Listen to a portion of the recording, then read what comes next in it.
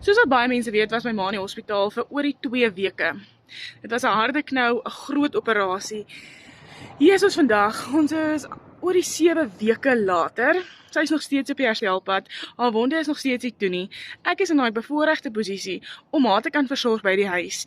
Hoekom? Want ek het nie 'n 9-to-5 job wat my vashou nie. Hierdie wonde is so goed met ongeveer elke 2 ure gechange word. Maak jy die som hoe baie dit is, dit moet in die nag gechange word.